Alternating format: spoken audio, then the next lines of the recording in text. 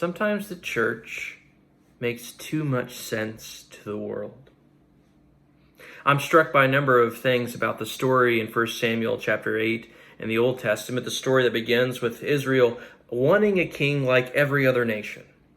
They wanted to look like the other nations. Give us a king so we can be like them.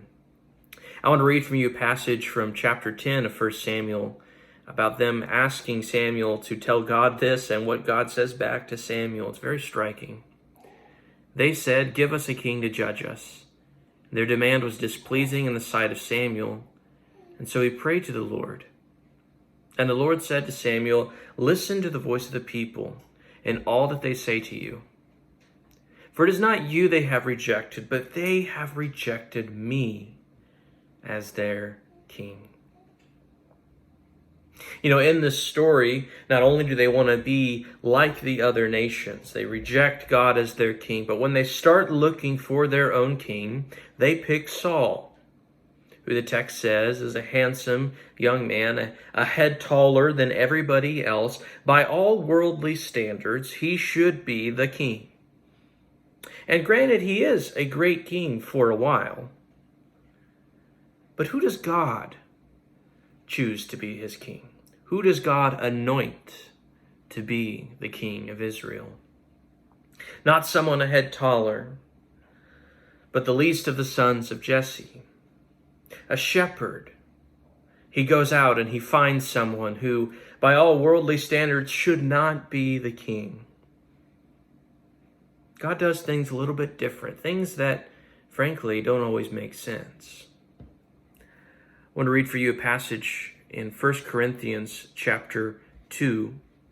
This is verse 21. "For since in the wisdom of God the world through its wisdom did not know him, God was pleased through the foolishness of what was preached to save those who believe." Yes, I think the church sometimes makes too much sense to the world.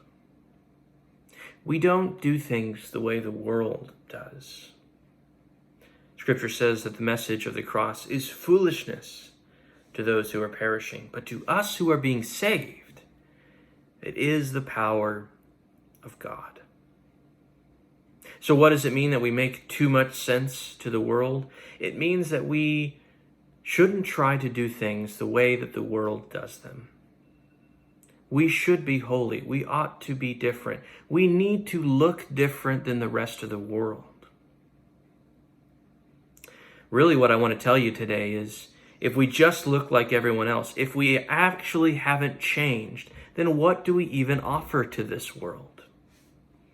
I'm not interested in a faith that will make me like everyone else. I'm interested in a faith that will truly change me. A faith that will make me look more like the image of God. See, I'm interested in my faith because what happens to the Christian is we become holy. We change. We become different, other. We don't do things the way the world does them. And church, ultimately, we ought to look different than the world because something real is changing in us. Slowly, day by day, as we stretch towards that goal of a God who truly does not look the way that the world does, though this world leads us to him.